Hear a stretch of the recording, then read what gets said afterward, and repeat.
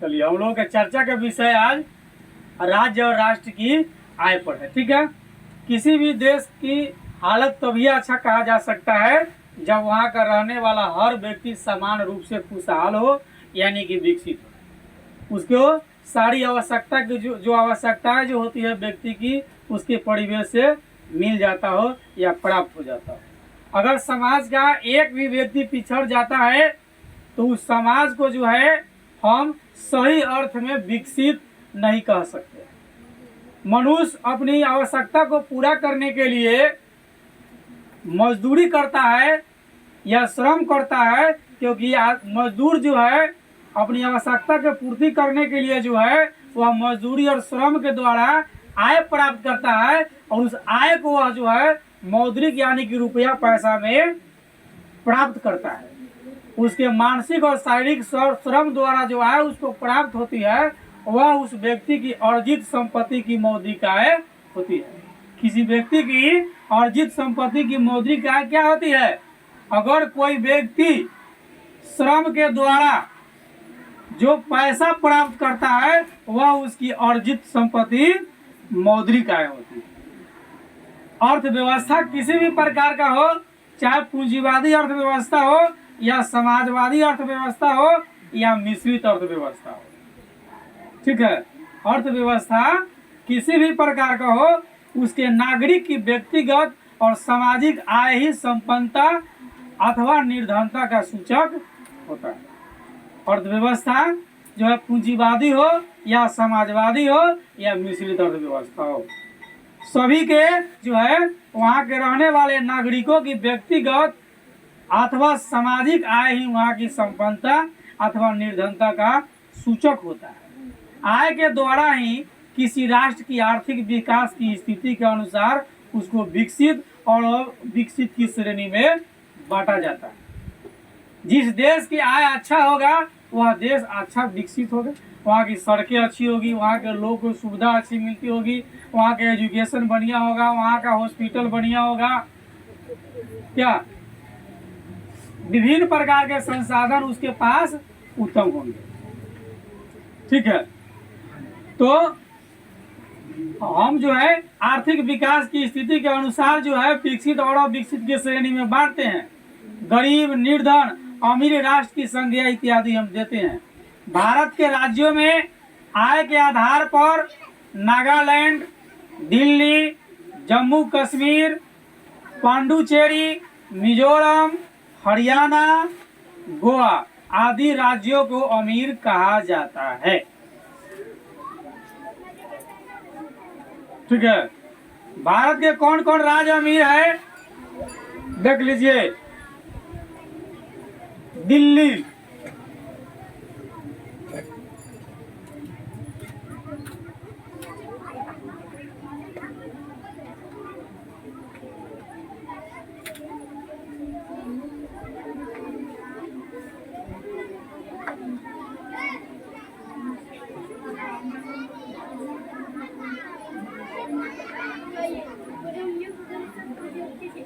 ये सब क्या है?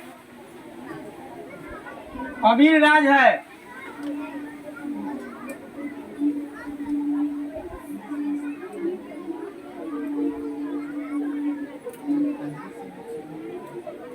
इन सभी को क्या कहा जाता है?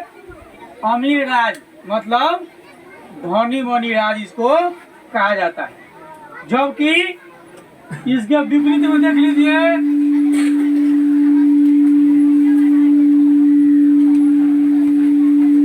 उड़ीसा, बिहार, मध्य प्रदेश, झारखंड,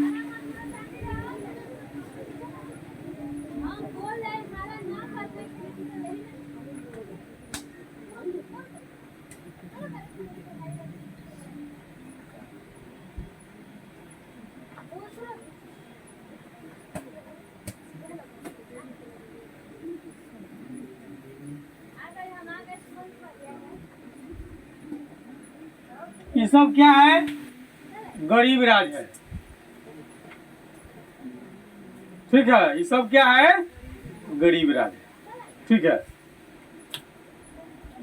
इसी प्रकार America, Japan, Canada, Germany, Italy, France, Britain को समृद्ध यानी कि अमीर देश कहा जाता है।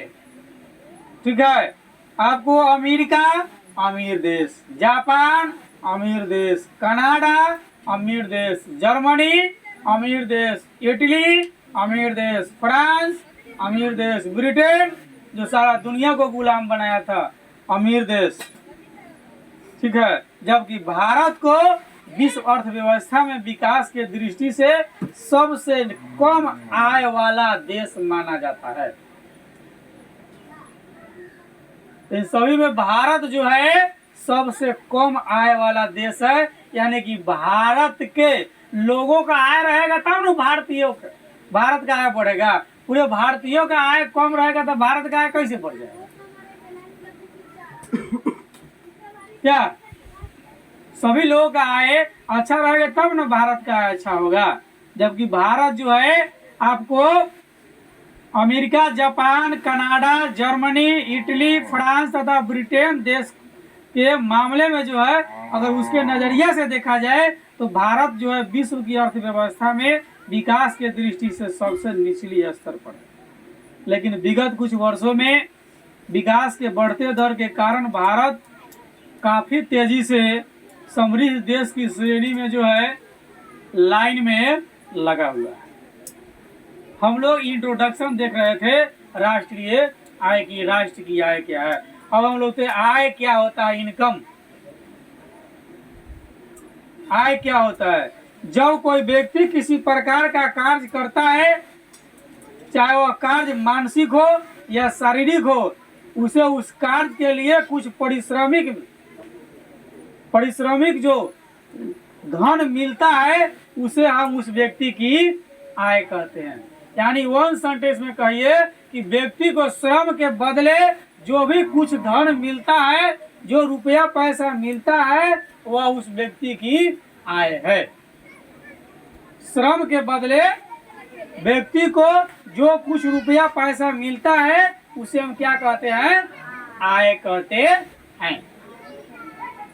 ठीक है, अगर भारत के प्रत्येक व्यक्ति का प्रति माह का आय 40,000 रुपया हो जाए, जितने भी लोग हैं कार्य करने वाले, बच्चे और वृद्ध को छोड़कर जो कार्य करने वाले हैं, ठीक है, 60 प्लस के बाद वृद्ध और 18 वर्ष के अंडर एज का जो बच्चे, इसको छोड़ करके बाद बाकी जो है जो एजुकेशन प्राप्त करके जो आगे चल गए, उन सभी लोग अगर आय अगर प्रति माह 40,000 हो जाती है तो सभी लोग अपना जीवन यापन करने में बहुत सफल होंगे। परिवार चलाने में किसी तरह की कोई कठिनाई नहीं है। क्या किसी के घर में 5 भाइयों का काम करने वाले तो 2 लाख के महीना आएगा। जब चाहेगा तो 4 चक्का खरीद लेगा, कोई दिक्कत रहेगा नहीं। लेकिन यह तो 4 भाई है तो 40,000 का महीना पुराने के लिए जो है पसीना ऊपर से नीचे चला जाता है, क्योंकि हम उस देश में हैं, हम उस देश में हैं जहाँ की प्रति व्यक्ति आय बहुत कम है। हम विकासशील देश में हैं, विकसित देश में नहीं। तो आय समझ गए कि व्यक्ति को श्रम के बदले जो भी कुछ उसको रुपया पैसा धन मिलता है उसे हम आय कहते हैं, अंग्रेजी में इनकम कहते हैं। ठीक है, अब विस्तृत हम लोग देख लेते हैं। आय के आधार पर हम समाज में गरीब और अमीर श्रेणी के लोग को बांटते हैं। आय के आधार पर जो है हम एक सीमा खींच देते हैं कि इतनी आय तक के व्यक्ति को अमीर और इससे कम आय तक के व्यक्ति को हम गरीब कहते हैं। जिस व्यक्ति या देश की आय जितनी अधिक होगी उसे संपन्न अमीर माना जाएगा, और जिसकी आय कम होगी उसको गरीब या निर्धन माना जाएगा।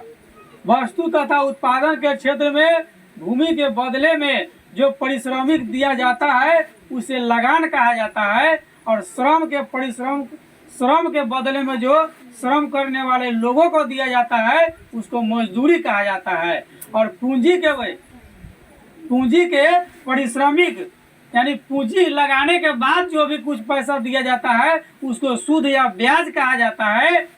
ठीक है। और व्यवस्थापक के परिश्रम पे, कोई अगर व्यवस्थापक होता है किस तरह की व्यवस्था करके किसी कार्य को चलाता है उसको वेतन कहा जाता है। और उद्यमी जो है परिश्रम करवा करके जो उससे कुछ कोई जो उद्योग जो चलाता है और उसके परिश्रम के अलावा जो उसको मिलता है उसको लाभ और हानि कहा जाता है।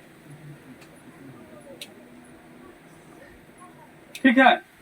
तो हम लोग देख रहे थे कि भूमि के बदले, जैसे पूरी जमीन क्या है, गवर्नमेंट की है, पूरी जमीन क्या है, सरकार की है।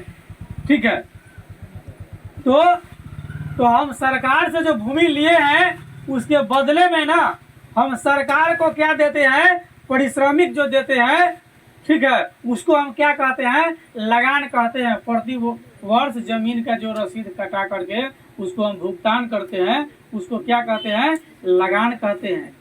और हमारे मजदूरी के अलावा मेरे श्रम के बदले में जो हमको मिलता है, पारिश्रमिक मतलब उसके बदले में, यानी मजदूरी के बदले में या श्रम के बदले में जो व्यक्ति को मिलता है उसको हम मजदूरी कहते हैं। और कोई आदमी पूंजी लगाया है और उसके बदले में जो उसको कुछ मिलता है उसको सूद या ब्याज कहते हैं। जैसे किसी ने आपको 5,000 रुपया दे दिया, ब्याज तय कर लिया कि भाई 3% प्रति मासिक, ठीक है, त्रैमासिक, अर्धवार्षिक या वार्षिक की दर से आपको देता है। और उसके बदले में आप कुछ समय के बाद उसे मूलधन सहित जो कुछ उपरोक्त राशि देंगे वह उसका ब्याज होगा। ठीक है। तो पूंजी के बदले में जो दिया जाता है, पूंजी ले करके, किसी से हम पूंजी ले करके, माना कि हम 5,000 रुपया लिए और 1 साल के बाद हम उसको मासिक ब्याज लिए या त्रैमासिक लिए, अर्धवार्षिक लिए या वार्षिक लिए, उसके हिसाब से जो हम उसमें कुछ अतिरिक्त राशि जो उसको देते हैं वह उसका ब्याज होता है। ठीक है। या व्यवस्थापक के, अगर कोई व्यवस्था करके किसी तरह से जो कुछ पैसा कमाता है वह क्या हो गया, वेतन हो गया। ठीक है। जैसे विद्यालय के शिक्षक विद्यालय को सुव्यवस्थित तरीके से चलाते हैं, एक तरह का वह व्यवस्थापक है, उसके बदले में जो उसको मिलता है वह क्या हो गया, वेतन हो गया। सरकार से 30,000, 40,000, 50,000 जो जिस हिसाब का है उसके हिसाब से उसको मिलता है।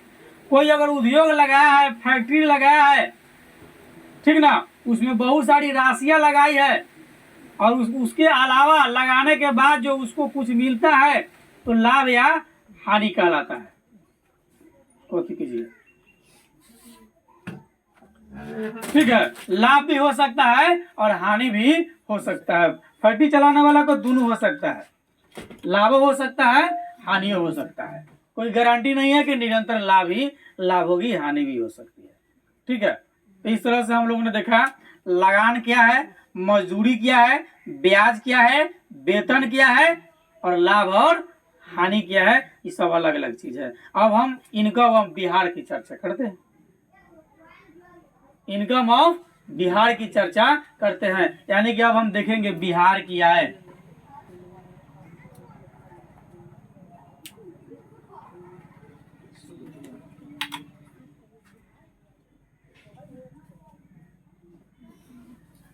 इस पर हम लोग चर्चा करेंगे। ये बिहार है ना,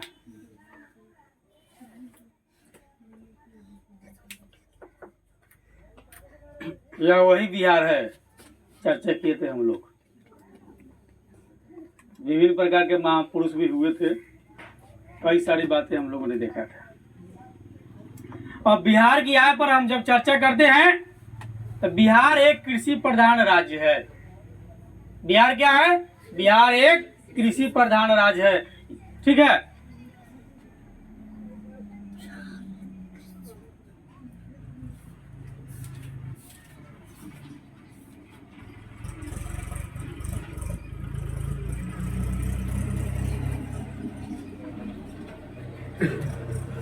यानी कि बिहार के लोग कृषि से ही अपना जीवन यापन करते हैं, इसलिए बिहार को कृषि प्रधान राज्य कहा जाता है।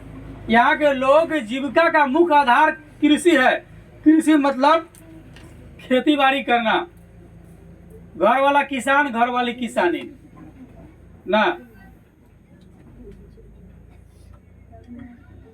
राज्य के 89% से भी ज्यादा भाग पर कृषि की जाती है। बिहार के जो क्षेत्रफल है उसके 89% से भी अधिक पर खेती बाड़ी की जाती है बिहार में।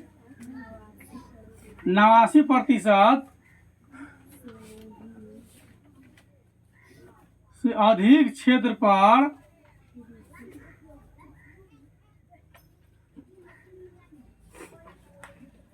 खेती बाड़ी की जाती है, ठीक है, बिहार में।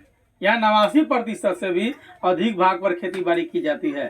राज्य की लगभग 86% जनसंख्या कृषि पर निर्भर है। यहाँ की लगभग 86% लोग जो है कृषि से अपना जीवन यापन करते हैं, ठीक है। 86% लोग जो है कृषि से अपना जीवन यापन करते हैं। बच गया उधर 14% लोग जो कृषि कार्य नहीं करके विभिन्न प्रकार के कोनो बिजनेस किया होगा, कोनो नौकरी करता होगा, जो खेती बाड़ी नहीं करता है। नहीं तो बिहार के 86% जनसंख्या जो है खेती बाड़ी पर निर्भर है। उत्तरी और गंगा की तराई वाले क्षेत्र में भूमि अधिक उपजाऊ है, ठीक है। यह भूभाग कृषि के लिए बहुत उपयोगी और कृषि योग्य भूमि का जो है 80% है। जितना जमीन पर खेती किया जाता है उसका 80% जो है गंगा की तराई वाला क्षेत्र है, ठीक है। उपजा की दृष्टि से देखा जाए तो बिहार में गंगा की तराई वाला क्षेत्र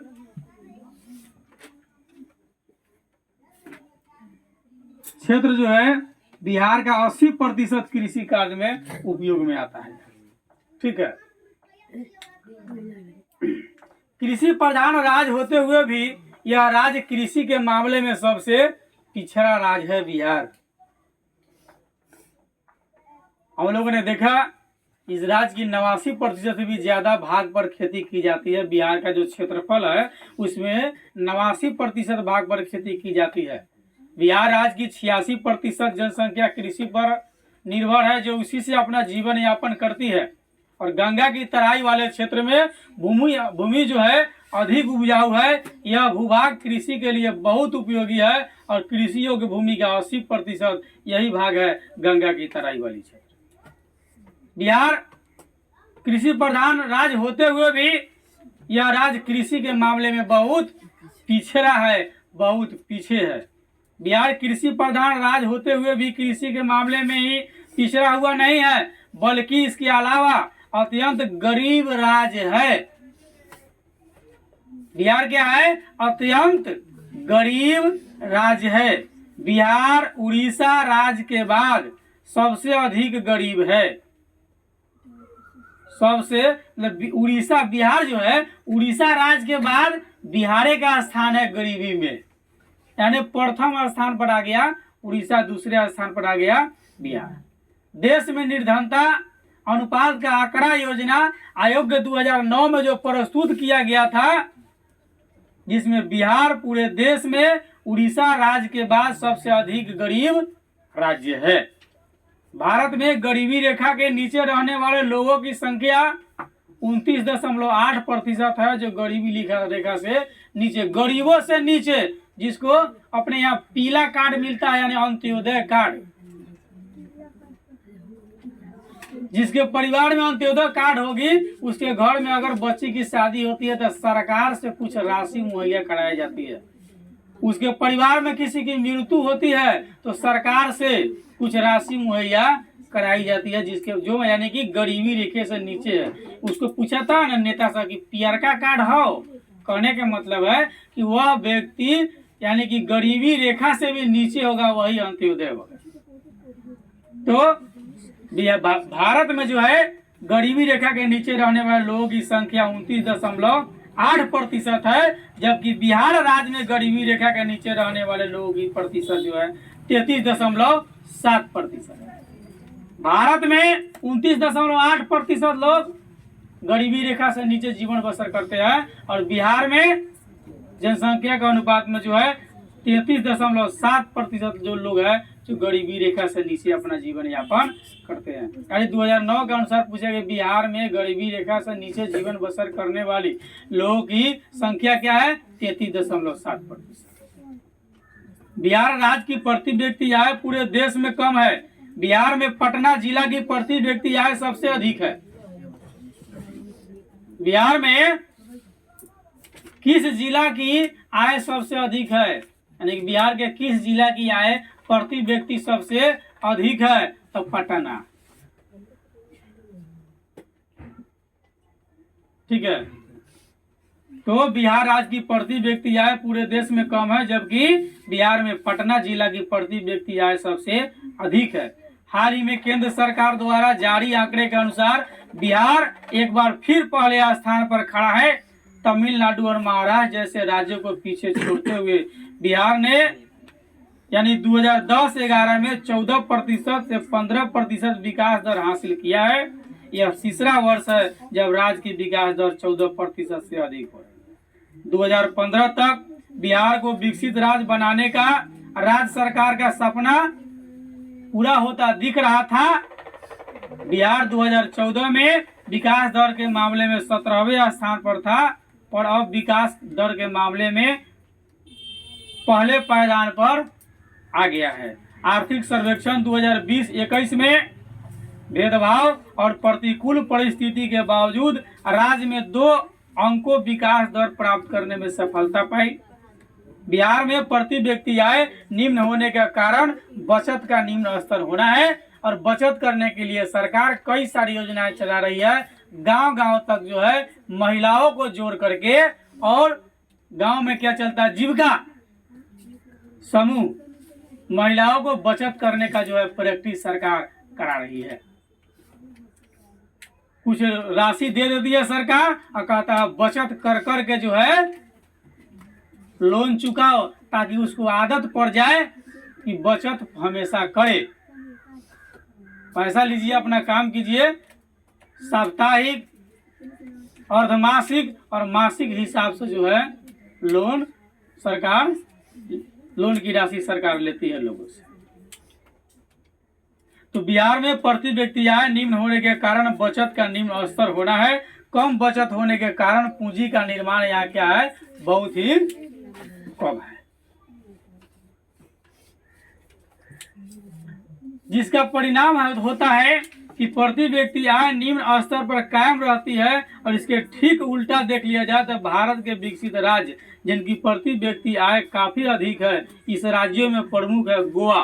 गोवा राज्य की आय अच्छी है, नागालैंड राज्य की आय अच्छी है, जम्मू एंड कश्मीर की आय अच्छी है, दिल्ली की आय अच्छी है, पंजाब के चंडीगढ़ की आय अच्छी है, हरियाणा की आय अच्छी है और महाराष्ट्र की आय अच्छी है, पांडुचेरी की आय अच्छी है, जबकि बिहार की आय न अच्छी है। ठीक है, इन राज्य में बचत की दर अधिक है और पूंजी निर्माण की दर ऊंची है, जिसके कारण विनियोग भी अधिक होता है और इसका परिणाम यह होता है कि बढ़ती व्यक्ति आय में वृद्धि हमेशा होती रहती है। अब हम लोग देखते हैं रैगनर नर्स के अनुसार यह गरीबी का दुष्चर्क अब विकसित देश में चलता रहता है। और रैगनर नर्स का प्रचलित कथन है, एक देश इसलिए गरीब है क्योंकि वह गरीब है। वो कहता है एक देश इसलिए गरीब है क्योंकि वह गरीब है पूर्व से। ठीक है, country is poor because it is poor. Professor बिंसोलो ने कहा कि निर्धनता के दुष्चक्र के बारे में उन्होंने कहा कि निर्धनता तथा बीमारी एक दुष्चक्र में क्रमबद्ध थे। मनुष्य तथा स्त्रियां इसलिए बीमार थी कि वे गरीब थे, वे इसलिए गरीब हो गए क्योंकि वे बीमार थे और गरीब होने के कारण और भी अधिक बीमार हो गए। वे कहते हैं क्या, समझिए बात को, कि निर्धनता तथा बीमारी एक कुचक्र में क्रमबद्ध थे। निर्धन इसलिए कि गरीब थे और बीमार इसलिए कि निर्धन थे। ऐसा होता तो इलाज नहीं करवाते।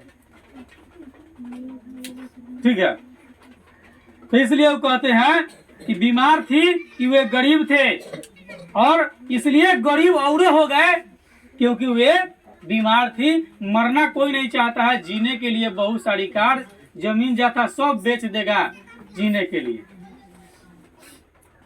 आदमी अपने पूरे जीवन में जवानी तक धन एकत्रित करेगा, ठीक ना, और जवानी के बाद बीमारी होने पर पूरी धन बेच के फिर शरीर में लगा लेगा। तो पाया क्या खोया क्या? जब व्यक्ति की अंतिम समय आएगा ना, यमराज को कहा जाएगा यमराज जी हम आपको 1 करोड़ देते हैं, 1 महीना के लिए जिंदा रहने दीजिए, तो ये कहेगा कोनो बात नहीं। यमराज को कहेगा अपन पूरा खेत लिख देते, अगर ऐसा होता ना तो न मरने के लिए पूरा खेत यमराज को लिख देता, कहता नहीं मुआइए क्या। लेकिन ऐसा होता है नहीं। युवा अवस्था में हमने धन एकत्रित किया और उसके बाद जब ओल्ड अवस्था आती है तो सारे धन को खत्म करके चले जाते हैं। तो फिर जिंदगी में पाया क्या और खोया क्या, क्या मिला और गवाया क्या जिंदगी में।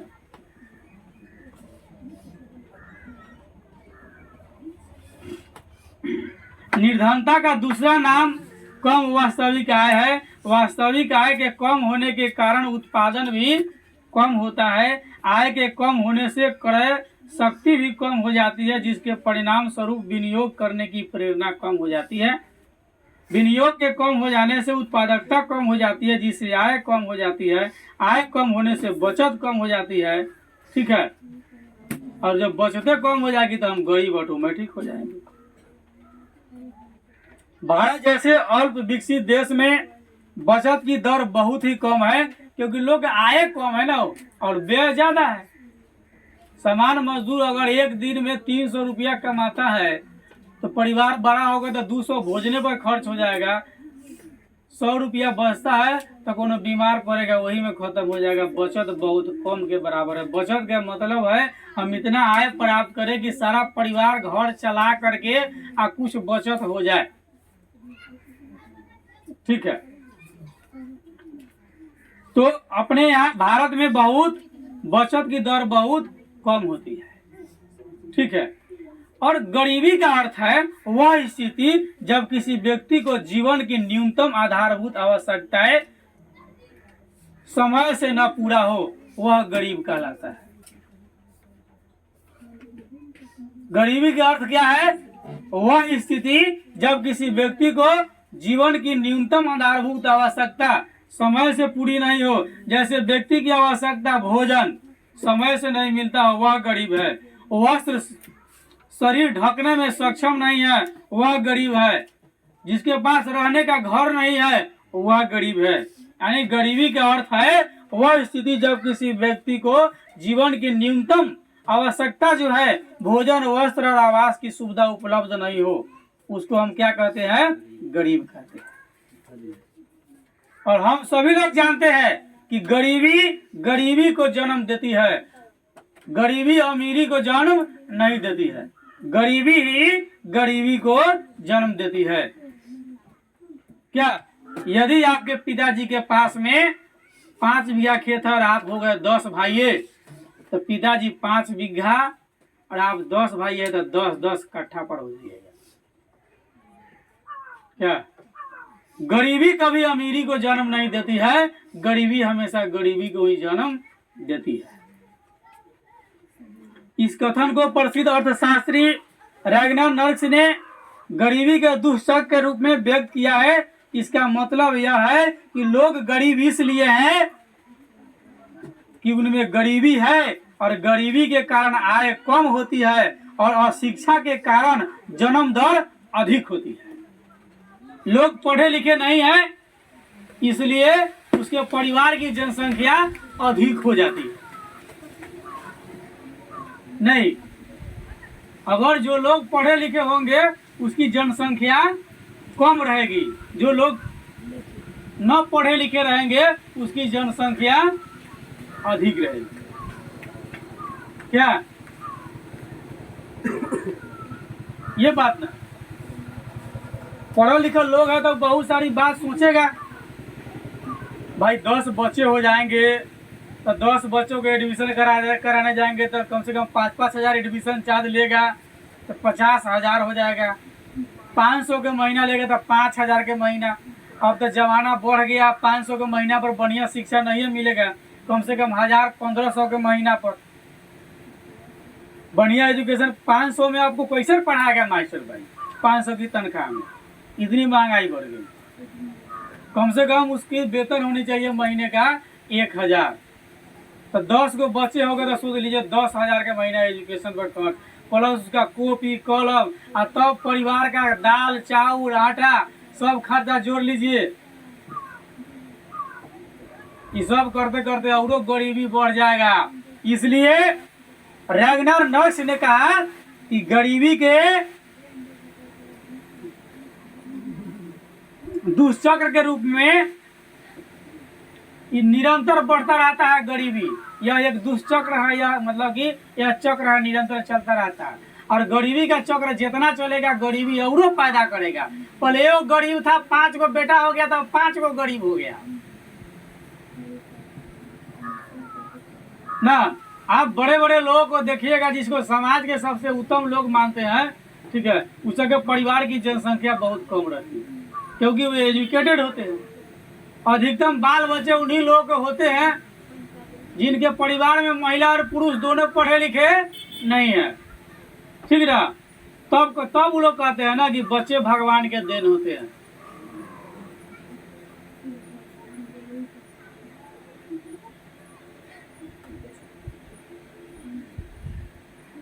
कुछ समुदाय लोग कहता है ठीक है, नहीं करना चाहिए ना।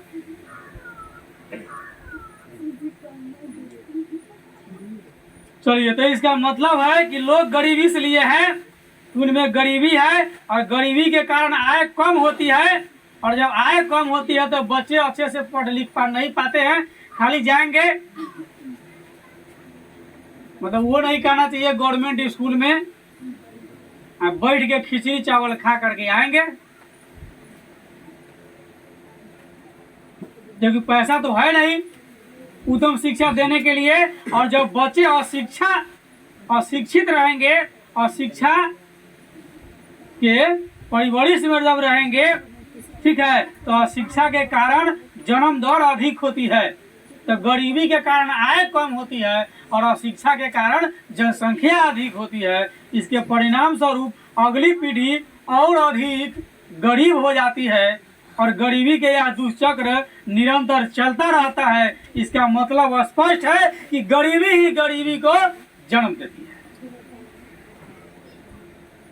गरीबी ही गरीबी को जन्म देती है। यानी कि रैगनर नर्स ने कहा कि गरीबी ही गरीबी को जन्म देती है। या क्वेश्चन हो जाए कि गरीबी ही गरीबी को जन्म देती है, कौन कहा?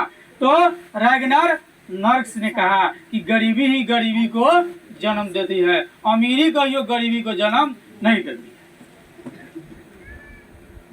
देश की आय का मानक निर्धारण करने वाली संस्था directorate of economics and statistics के है और देश की आय का निर्धारण इसके माध्यम से किया जाता है।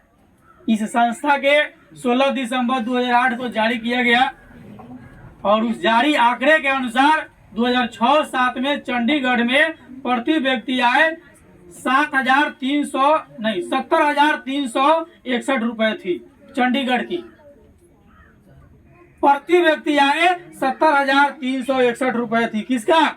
चंडीगढ़ का। हाँ, कब? 2006-07 में।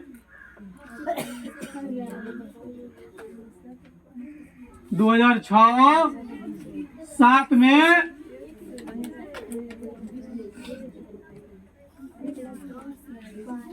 चंडीगढ़ की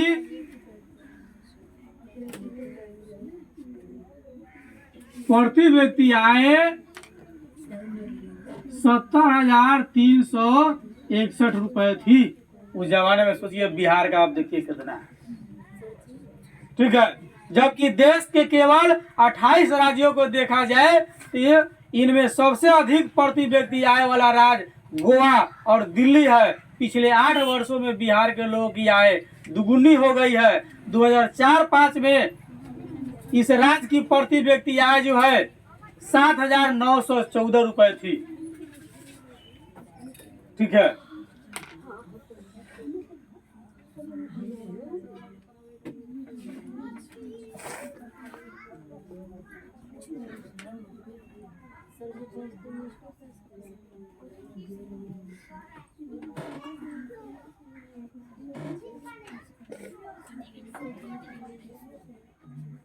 कि बिहार का है, देखिए बिहार का है और अन्य राज्यों की है क्या है।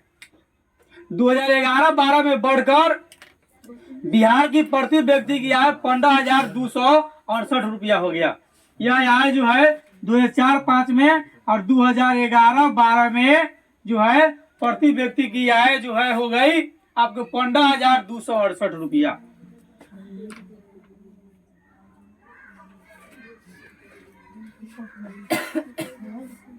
दो 2011-12 की आय है बिहार की प्रति व्यक्ति। यह अनुपात निकाला गया है, यह भी परफेक्ट नहीं है कि बिहार के प्रति व्यक्ति को 15,268 रुपया मिलता है।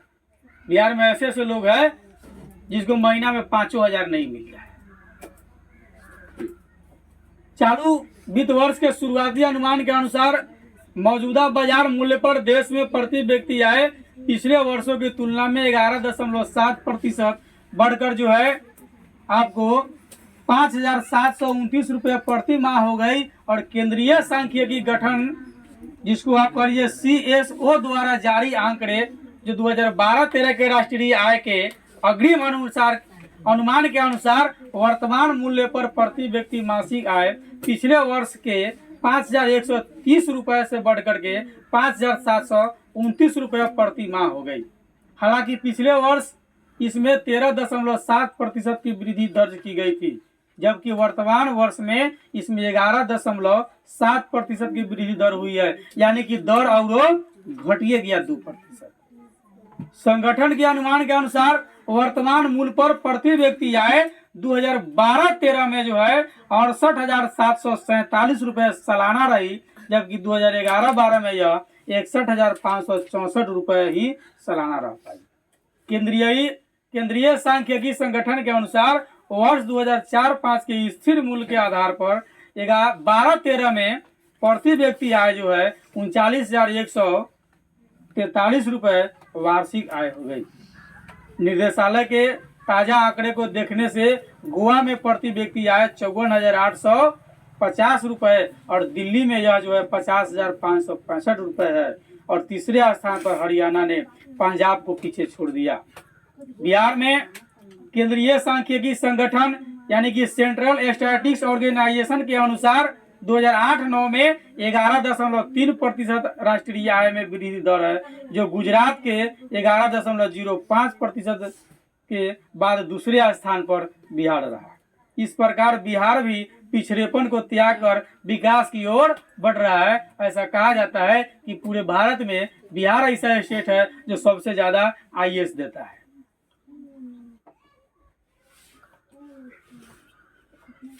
ये हम लोग आज देख रहे थे, अब देखते हैं राष्ट्रीय आय। ठीक है, अब हम लोग का चर्चा होगा राष्ट्रीय आय पर।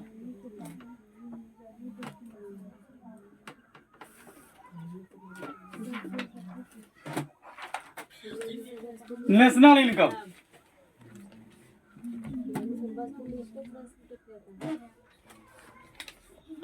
जी हाँ करना है ना,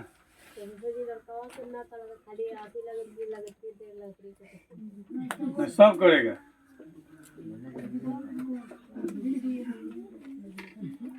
अब हम लोग देखेंगे नेशनल इनकम। अर्थशास्त्र में राष्ट्रीय आय की धारणा बहुत ही महत्वपूर्ण है। अर्थशास्त्र में राष्ट्रीय आय की धारणा बहुत ही महत्वपूर्ण है। किसी देश का आर्थिक विकास उसकी राष्ट्रीय आय पर निर्भर करती है। किसी देश का आर्थिक विकास उसकी राष्ट्रीय आय पर ही निर्भर करती है और राष्ट्रीय आय आर्थिक प्रगति को मापने का एक मुख्य साधन माना जाता है।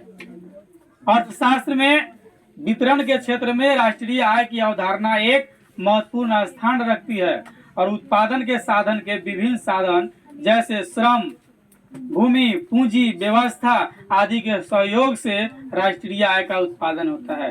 यानी राष्ट्रीय आय के लिए भूमि चाहिए, मजदूर चाहिए, पूंजी चाहिए और व्यवस्था चाहिए। ठीक है, इस उत्पादन को पुनः इस संसाधन के बीच जो है वितरण किया जा सकता है। ठीक है, तो इस प्रकार राष्ट्रीय आय से अर्थ किसी देश में एक वर्ष के मध्य उत्पादित सभी वस्तु एवं सेवाओं के बाजार मूल्य के कुल योग से है। राष्ट्रीय आय क्या है? तो एक वर्ष के मध्य में, एक वर्ष के बीच में उत्पादित सभी वस्तु और सेवाओं के बाजार मूल्य को हम राष्ट्रीय आय कहते हैं, जिसे ह्रास यानी घटाकर वह विदेशी लाभ जोड़ करके निकाला जाता है। राष्ट्रीय आय का अर्थ होता है किसी देश में एक वर्ष में उत्पादित वस्तुओं और सेवाओं के कुल योग। राष्ट्रीय आय का अर्थ क्या होता है कि किसी भी देश में, यानी किसी देश में एक वर्ष में उत्पादित वस्तुओं और सेवाओं के कुल योग होता है राष्ट्रीय आय। या कह लीजिए एक वर्ष में किसी देश में अर्जित की गई आय का कुल मात्रा को राष्ट्रीय आय कहते हैं। ठीक है, तो राष्ट्रीय आय को परिभाषा हम लोग निम्न प्रकार से करेंगे, यानी कि डिफिनेशन ऑफ नेशनल इनकम। जिस प्रकार से उत्पादन के किसी एक इकाई के अतिरिक्त अन्य इकाई के उत्पादन के योग से वास्तविक उत्पादन का अंदाजा लगाया जा सकता है, ठीक उसी प्रकार से किसी देश में उत्पादन की सभी इकाई के वास्तविक उत्पादन का योग कर उस देश के संपूर्ण विशुद्ध उत्पादन का भी अनुमान लगाया जा सकता है। अर्थशास्त्र में कुल विशुद्ध उत्पत्ति को हम राष्ट्रीय आय कहते हैं। राष्ट्रीय आय की परिभाषा कई अर्थशास्त्री ने विभिन्न प्रकार से दिया है। जैसे प्रोफेसर मार्शल के अनुसार कहा कि किसी देश की पूंजी एवं श्रम का उसके प्राकृतिक संसाधन पर प्रयोग करने से प्रति वर्ष वस्तु का एक शुद्ध समूह उत्पन्न होता है, जिसमें भौतिक अथवा अभौतिक पदार्थ एवं सभी प्रकार की सेवाएं मिली रहती है। इस संपूर्ण विशुद्ध उत्पत्ति को देश की वास्तविक वार्षिक आय या वार्षिक राजस्व या राष्ट्रीय आय कहते हैं। मार्शल के अनुसार राष्ट्रीय आय की गणना वार्षिक आधार पर की जाती है और इसके अनुसार देश के सभी व्यवसायों को शुद्ध आय के कुल योग को राष्ट्रीय आय कहा जाता है। यानी कहने का मतलब यह है कि सकल उत्पत्ति में से अचल पूंजी की घिसावट अथवा चल पूंजी का प्रतिस्थापन खर्च आदि को घटाने के बाद जो शेष बचता है उसको हम राष्ट्रीय आय कहते हैं। ठीक है, पिंगू की परिभाषा पिंगू के अनुसार पिंगू कहते हैं कि राष्ट्रीय लाभांश किसी देश की वस्तुनिष्ठ अथवा भौतिक आय का वह भाग है जिसमें विदेशों से प्राप्त आय भी सम्मिलित रहती है, जो मुद्रा के रूप में मापी जाती है देश में। पिंगू के परिभाषा के अनुसार फिर दूसरी का बात कहते हैं कि राष्ट्रीय आय में केवल उन्हीं वस्तुओं को मिलाया जाता है जिसे मुद्रा के द्वारा मापा जा सकता है। मुद्रा के अलावा कोई दूसरी वस्तु है वह राष्ट्रीय आय नहीं माना जा सकता है।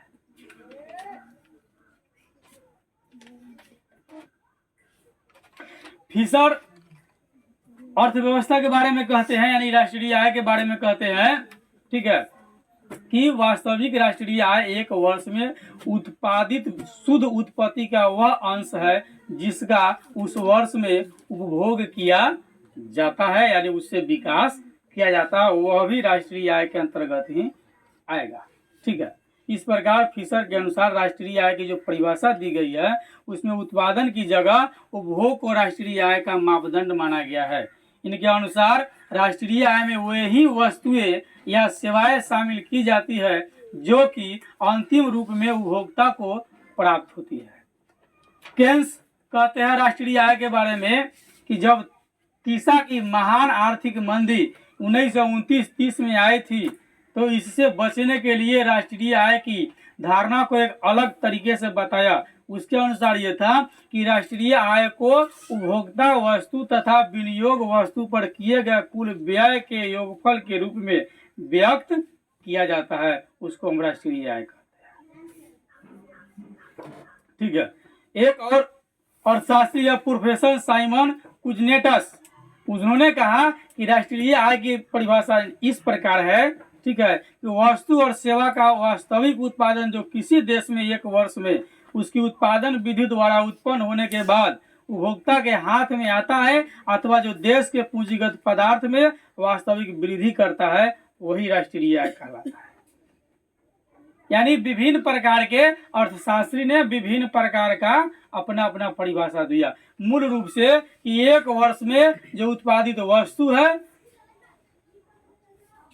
एक वर्ष में जो उत्पादित वस्तु है और जो देश के पास में अर्थ है यानी कि पैसा है, पूंजी है, वही राष्ट्रीय आय कहलाएगा। सारा कार्य करने के बाद जो बचता है वही राष्ट्रीय आय होगा, और न बचा तो आय नहीं होगा।